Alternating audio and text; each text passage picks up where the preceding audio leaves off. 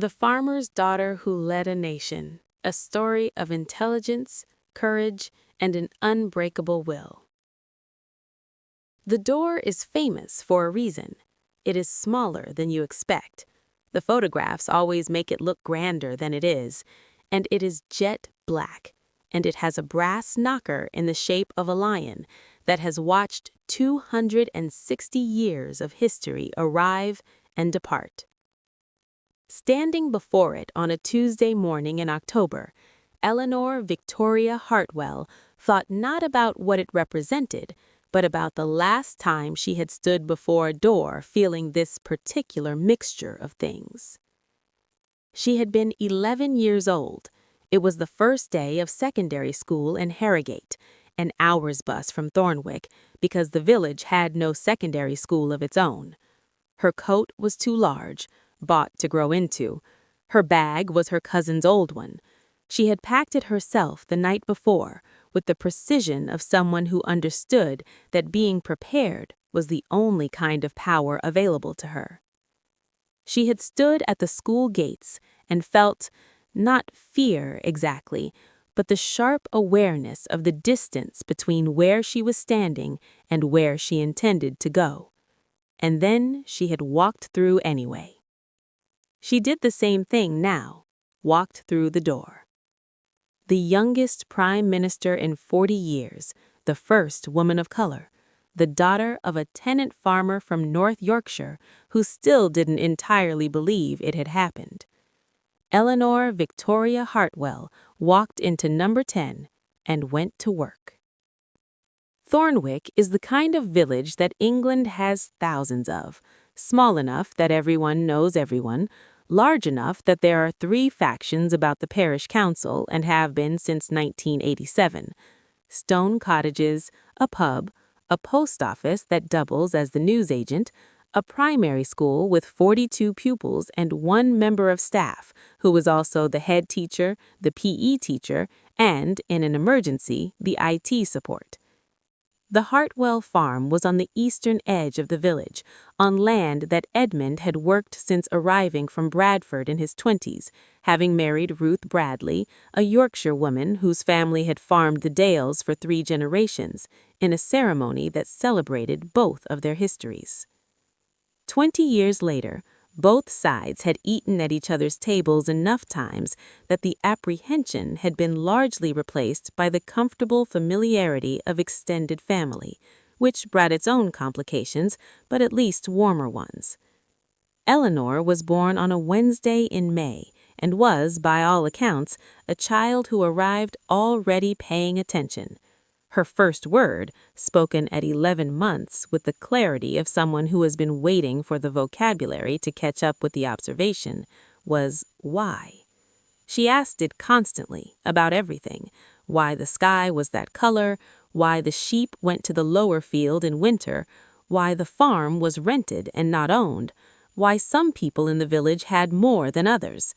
Edmund answered every single one. Ruth answered the ones Edmund couldn't, and when neither of them knew, they said so and told her to find out. This, the finding out, was where Eleanor Hartwell began. The village primary school had limited resources and a wonderful head teacher named Mrs. Joan Whittaker, who was 61 years old and had seen generations of Yorkshire children through the transition from infant to secondary, and who identified Eleanor at age 7 as the kind of child who will either change the world or exhaust everyone trying to stop her. She said this to Ruth at a parents' evening with complete warmth, and Ruth went home and told Edmund, and Edmund laughed for a full minute and said, "Both, definitely both." There was not much money. There had never been much money.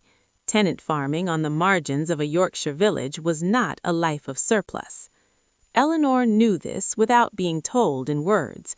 She understood it from the way her parents talked in the evenings after they thought she was asleep, from the choices made at the supermarket, from the absence of the things her classmates had that she did not. She did not feel sorry for herself about this. It was simply the terrain of her life, and she had inherited from both parents the Yorkshire pragmatism that treats self-pity as a fairly useless activity. What she had instead were books. Mrs. Whittaker lent them. The Harrogate Library delivered them via the mobile library van that came every third Tuesday. Edmund bought them at the charity shop in Knaresborough when he drove in for supplies. He had a rule: always check the 20p shelf, always bring one home. The farmhouse kitchen had a shelf of them above the dresser, a mixture that would have baffled a librarian. A Yorkshire dialect dictionary, beside a biography of Margaret Batcher, beside 3 volumes of Roald Dahl, beside a dog-eared history of the Ottoman Empire that Edmund had found inexplicably fascinating. Eleanor read them all, and then found more. The secondary school in Harrogate was everything the Thornwick primary school was not: large, complicated, competitive, and filled with children from backgrounds that Eleanor had not previously encountered up close. Children whose parents were solicitors and dentists and architects. Children who had gone on holiday abroad. Children who had grown up assuming, without having articulated the assumption, that the world was designed to accommodate them. Eleanor watched all of this with her customary attention, and she did not feel diminished by it. She felt, if anything, informed. She had always understood that the world was not level. Now she could see up close what the tilt looked like, and she filed it away. She was, academically, a phenomenon. Not the kind who made it look easy. She worked harder than almost anyone else, which her teachers noticed and her classmates could see in the library at lunch, the revision cards covering the kitchen table at home, the annotated textbooks that Edmund covered in brown paper to protect them because they were borrowed and had to go back. But the intelligence beneath the effort was unmistakable. In English, she wrote with a clarity and force that made Mr. Crane, who had taught for 18 years and was not easily surprised, put down her Year 9 essay and reread it. In history, she didn't just absorb the facts, she interrogated them, asked what they were being used to argue, whose version of events they represented. In politics, introduced as an A-level subject in the 6th form, she was simply in a different category from everyone else. Oliver Crane was 43, a tall, slightly rumpled man who wore the same 3 jumpers on rotation and marked essays with a red pen and no mercy. He had gone into teaching because he believed, with a stubbornness that had survived 18 years of funding cuts and Ofsted inspections, that a single good teacher could change a life. He had not changed as many lives as he had hoped, but he was still trying. He met Eleanor Hartwell in Year 7 and knew within 6 weeks that she was the most interesting student he had ever taught. Not because she was the cleverest, though she was, but because of the combination, the intelligence, the discipline, the quality of her attention, and the particular controlled fury he sensed underneath it all. The fury of someone who understood, with absolute clarity, that the game was rigged and had decided to win it anyway. He pushed her. Not gently. He returned her essays with questions in the margin. Why? What's the counter-argument? Whose interests does this analysis serve? He recommended books that were not on the syllabus and were not easy reads. He argued with her in class, seriously, as an equal, which was the highest respect he could offer a student. And when she argued back, which she always did, with evidence and precision and occasionally a controlled exasperation that was entirely justified, he felt something he recognized from his own best years as a reader, the thrill of an encounter with a genuinely first-rate mind.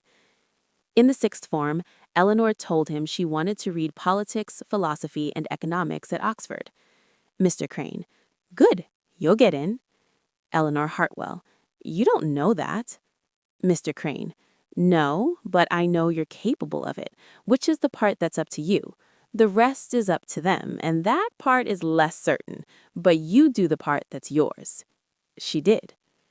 The interview at Balliol College, Oxford, was on a December morning when frost was still on the quad. Eleanor had taken the National Express from Leeds the night before, stayed in a budget B&B in Jericho because the college guest accommodation had not been mentioned in the open day materials, and she had not known to ask. She arrived at the interview in the same coat she had worn to school. She answered every question they asked her, and then asked two of her own, because the problems they were presenting had implications they hadn't followed to their conclusions, and she found it genuinely difficult not to point that out. She received the offer letter on a Thursday in January. Ruth was at the kitchen table when she opened it. They did not cry, or rather, Ruth cried briefly and then made tea, which was the Yorkshire response to most things. Edmund was out in the lower field. Ruth walked out across the frost to tell him. Eleanor watched from the kitchen window as her father received the news and stood very still for a moment and then put his arm around her mother's shoulders. She thought, I am going somewhere, and I am not going alone. Oxford was in many ways exactly what Eleanor had expected, and precisely what she had prepared herself for, which is not the same thing as finding it comfortable.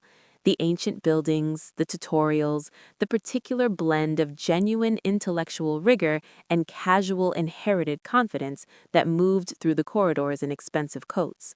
She had read about it, researched it, prepared. She still walked into Balliol's dining hall on her first evening and felt for approximately 30 seconds like someone at a party to which the invitation had been sent to the wrong address. Then she sat down beside a young woman from Sheffield named Priya Osi, who was eating her dinner with the expression of someone conducting a strategic assessment of the room, and said, "Do you know anyone here?" Priya Osi, "Not yet, but I'm planning to." Priya, Sheffield, originally Ghana. Eleanor, Yorkshire, originally Poland, via Bradford. Priya Osi, "We're going to find this very useful." They were inseparable within a fortnight, and complementary in the way of people who are different enough to challenge each other and alike enough to trust completely. Priya was sharper in argument, faster on her feet, capable of demolishing a poorly reasoned position in 2 sentences with the precision of someone who would go on to become a barrister. Eleanor was deeper, more strategic, more patient. She had the ability to see 5 moves ahead and wait for the right moment with a stillness that unnerved even people who liked her. She read everything. She argued in tutorials until her tutors, who were not accustomed to being out-reasoned by undergraduates, began to prepare more carefully for her sessions than for anyone else's. She ran for junior common room president in her second year and won, not because she campaigned hard. She campaigned barely at all, giving instead one speech that was so clear and direct and free of the usual student political bluster that people voted for her the way you vote for something you recognize as true. She also began, in Oxford, to understand something that would shape everything that came after: the difference between intelligence and power, and the relationship between them. Intelligence got you into rooms. Power decided what happened once you were there. Intelligence could be ignored if it was inconvenient. Power could not. And power, she understood more clearly with every term, was not given to people like her. It had to be taken, not grabbed, not stolen, but built, piece by piece, through the slow accumulation of trust and track record and the willingness to do the hard, unglamorous work that most people prefer to delegate. She graduated with a first. Mr. Crane sent a card. The years between Oxford and number 10 were not a straight line. They never are, for anyone. But for Eleanor Hartwell, they had a particular quality, the quality of someone building something very deliberately in terrain that was not designed to support it. She joined a policy think tank in London straight from Oxford, earning a salary that did not cover a comfortable London life, but that gave her access to the rooms where policy was made and the people who made it. She lived in a flat share in Peckham with 3 other people from similar backgrounds and similar ambitions, and they argued about politics over dinner every night with the cheerful intensity of people who are arguing about something they intend to change. She did not enjoy London initially. She found it loud, expensive, and oddly anonymous, the kind of city where you could be completely invisible in a crowd, which was both a freedom and a loneliness. She went back to Thornwick once a month, on the train from King's Cross to Leeds, and then the bus to the village, and she sat at the kitchen table with Ruth and Edmund and remembered who she was underneath everything she was building. At 25, she was selected as a Labour Party candidate for the Leeds Central constituency, a safe seat held for 30 years, where the party assumed she would learn by doing and not cause any trouble. They had, in this assumption, somewhat underestimated her. She won with an increased majority, which was not supposed to happen in a safe seat in a difficult national climate, and which she achieved by doing what she had always done, paying attention, working harder than anyone expected, and speaking to people, not at them, not about them, but with them. She had the quality, rare in politicians, invaluable to them, of making every person she spoke to feel that they were the most interesting person in the room, not because she was performing it, but because she genuinely found people interesting. She had grown up in a village of 200 people and learned, very young, that every one of them had a story worth hearing. James Hartwell, a history teacher from Leeds she met at a constituency event in her second year as an MP, said when they had been together for a year and she had asked him, honestly, what he thought of her, "You are the most focused person I've ever met, and the most decent, and the two things together are either going to make you prime minister or completely ruin you, possibly both." She said, "Is that a compliment?" He said, "It's an observation. The compliment is that I'm still here." They married in a quiet ceremony in a Leeds register office with Ruth and Edmund and Priya and a handful of colleagues, and went to Whitby for the weekend because Eleanor had never been, and James knew the best fish and chip shop in North Yorkshire. She rose through the party with the methodical patience of someone who knows the destination and has learned not to rush the route. Shadow Minister for Education, Shadow Home Secretary, deputy leader in a contest that she entered as an outsider and won by the margin that separates preparation from everything else. Then, in the general election of 2030, on a platform of economic reform, public service renewal, and a housing policy that she had co-written over 3 years, and that housing economists called the most rigorous of his generation, leader of the opposition, then Prime Minister. The night she won the election, she did not celebrate in London. She went to Thornwick. She sat in the kitchen with Edmund and Ruth made tea, and Edmund said almost nothing, and when she asked him what he was thinking, he said in the voice of a man who has worked cold Yorkshire fields for 30 years and knows exactly what things cost, "I'm thinking that the 20p bookshelf did well." Eleanor laughed until she cried. It was the best night of her life. It would be dishonest to tell this story without the costs. There were colleagues who did not want her in rooms she was perfectly qualified to be in and found procedural ways to make the qualification feel insufficient. There were journalists who wrote about her accent before they wrote about her policies, about her background before they wrote about her record, about her appearance with a frequency and a particular angle that they never applied to male colleagues. There were moments in her early years in Westminster when she walked into rooms and felt, not imagined, but actually felt, the slight recalibration of expectation, the assessment of where she belonged and whether the assessment matched the room. And she learned to receive this without expression, because any expression, she had discovered, would be used against her. She was called aggressive when she was direct. She was called cold when she was controlled. She was called a diversity appointment by people who had not read her academic record or her published work or her parliamentary voting history, which was more consistent and more detailed than almost anyone else's. She received letters over the years that she did not read past the first sentence. She received comments at party conferences that she absorbed without response and dissected with Priya in private, the two of them developing a shorthand for the different categories of obstruction that would have been funny if it hadn't been so exhausting.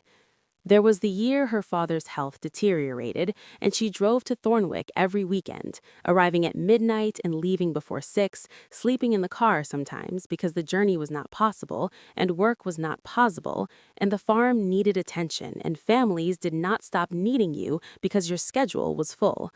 There was the miscarriage in her 3rd year as an MP that she and James had not told anyone about and did not discuss publicly, not because they were ashamed, but because it was theirs and it was private, and the world's claim on her did not extend to that.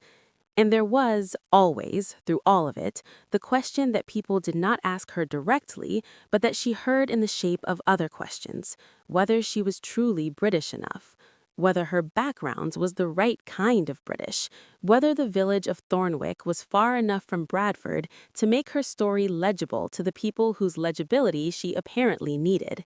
She answered this question not with words, but with the cumulative weight of her record.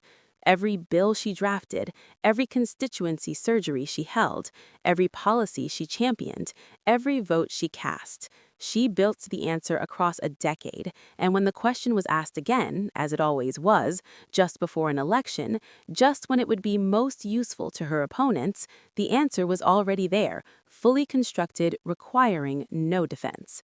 She had been asked once by a journalist, "Do you think Britain is ready for a prime minister who looks like you?" She had considered the question. Then she said, "I think Britain is ready for the best available candidate for the job. I intend to be that candidate. What Britain does with that is Britain's business. What I do with that is mine." The clip was played approximately 11 million times. The first thing Eleanor Hartwell did as Prime Minister, after the door, after the photographs, after the brief ceremony of handover that is conducted with a particular British formality that manages to be both grand and completely undramatic, was to sit down at the desk in the cabinet room with a pad of paper and write by hand a list.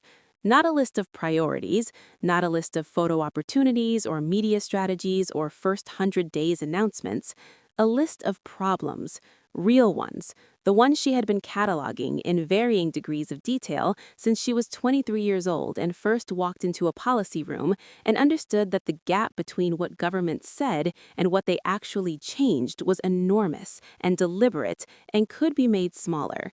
Housing, health, the schools in places like the village she grew up in that sent children an hour on a bus to secondary school and wondered why rural poverty was intractable. The economic geography of a country where opportunity had, over decades, pooled in a small number of postcodes. The political culture that had convinced large portions of the population that they were not the intended audience for their own government. She was not naive about what she could achieve in a parliament. She had been in politics long enough to understand that governing was slower and harder and more frustrating than opposition, and that the distance between a policy paper and a changed life was measured not in months but in years, and that history would not be changed by any one person, but only by the accumulated weight of people who refused to accept that things could not be different. She knew this. She worked within it. And she pushed. The Housing and Communities Act passed in her first year, a genuine piece of legislation, not a headline. It was not perfect. Priya, now Attorney General, had spent 3 weeks on the committee stage making it less imperfect, and James had read the final version at midnight and said, "I think there are still 3 clauses you're going to regret." He was right about 2 of them. They were amended in the following year's budget revision. The Rural Education Investment Fund, named to the mild embarrassment of everyone except Eleanor, after no one, because she had a particular aversion to self-commemoration, redirected £3 billion of levelling up funding to the areas that had been most consistently overlooked by previous administrations. She announced it in a speech in a school hall in Harrogate, and Mr. Oliver Crane, now retired and 72, sat in the 3rd row and pretended his eyes were watering because of the heating. She held weekly constituency surgeries throughout her first term, in Leeds Central, in the same church hall she had held them in as a backbencher. Her team thought this was inefficient. She thought it was non-negotiable. She had been elected to represent people, not to be represented by people who represented her representing them. The distinction mattered.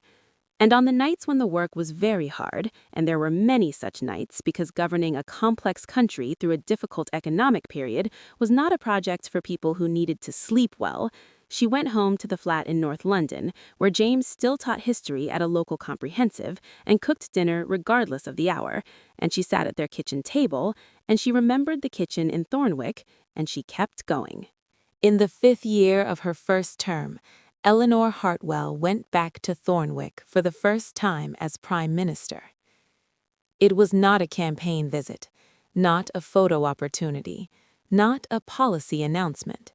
It was a Sunday. She went alone, or as alone as a Prime Minister can go, which means with a security detail that waited with considerable patience in 2 vehicles on the village lane while she walked to the farm. The press had been told nothing. 3 of them found out anyway and were asked, politely but firmly, to stay at the end of the lane. Edmund was in the lower field when she arrived. He was 71 now, moving more slowly, his hands more weathered than she remembered. The fields he'd worked for 40 years visible all around him in the pale autumn light. He did not make a speech. He walked over to her and held her face in both his hands the way he had when she was small, and said, "You did it, then." "I did it," she said. "Are you happy?" She thought about this honestly, in the way she always answered her father. Not happy exactly, more certain that this is the right place to be, that the work is worth it. He nodded. This made sense to him. He had worked fields his whole life that did not belong to him, for reasons that had never fully satisfied him, because the work itself was worth it, and because the land responded to care regardless of who owned it. The work mattering was a sufficient thing. They walked back to the farmhouse together, and Ruth made tea, and Edmund told her about the upper field, and none of them mentioned the fact that the people who told them things on the news every night included their daughter, because that was not the kind of thing you mentioned in Yorkshire at a kitchen table. You simply got on with it. But when Eleanor left, the security car waiting, the brief formality of departure, she looked back at the farmhouse door, at Ruth and Edmund standing in it the way they had always stood in it when she left, and she thought, "Every right decision I have ever made came from knowing that this door existed, that there was always somewhere to come back to that was honest, that someone was always watching who could not be fooled by performance because they had known her since before she had anything to perform." She got in the car. She went back to work. She did not plan to tell the story. The conference speech had been drafted, revised, redrafted, and stress-tested over 3 weeks by a team of 12 people who were very good at their jobs. It covered the economy, the housing program, the health service reforms, the foreign policy situation that had required more of her than she had expected in year 4, and that she was not quite through yet. It was, by any professional assessment, an excellent speech. She delivered the first 40 minutes exactly as written, and then she paused, not because anything had gone wrong, but because she looked out at the conference hall, at the 12,000 people gathered under the lights, and she saw something she recognized. In the back rows, where the constituency delegates sat, not the journalists, not the ministers, not the cameras, she saw people who looked like the people she had grown up with. People who had come on a long journey on coaches from Yorkshire and Lancashire and Derbyshire. People who had taken a day off work to be here. People who were watching her with an expression she understood completely, because she had worn it herself once, standing at a school gate in Harrogate with a borrowed bag. The expression of someone measuring the distance between where they stood and where they wanted to go. She put the speech down. She said, "I want to tell you something that isn't in this speech. When I was 11 years old, I got on a bus in the village of Thornwick in North Yorkshire at 6:45 in the morning to go to school in Harrogate. My coat was too big, My bag was second-hand. The farm we lived on wasn't ours. We didn't own the land. We didn't own much of anything. I am telling you this, not because I think hardship is a qualification. It isn't. I'm telling you this because I want the 11-year-old on the bus, whatever bus she's on, whatever village she's coming from, whatever bag she's carrying, to know that this platform is reachable. Not easily, not without cost, not without people who believe in you before you believe in yourself, not without a great deal of work, but reachable. And I want to tell you what I have learned in 6 years doing this job, which is this: the most important decisions I have made have not been made at this desk, or in this building, or in any room where power was performed. They have been made at a kitchen table in North Yorkshire, at the memory of a conversation with a teacher who refused to let me be smaller than I was capable of being, at the thought of a man in a cold field who answered every question I ever asked him because he believed that answers were owed to a person who was willing to ask. The country is not led from the front. It is led from everywhere.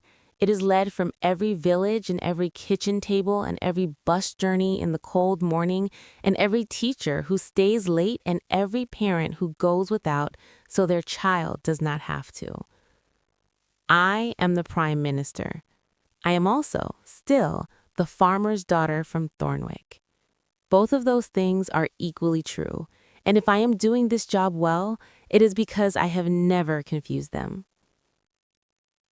The hall was quiet for a moment. Then it wasn't.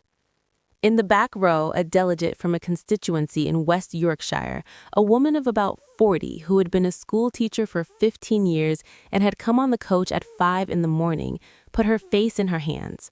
Not from sadness, from recognition, from the particular piercing feeling of hearing something said out loud that you have always known was true but had never heard put into words.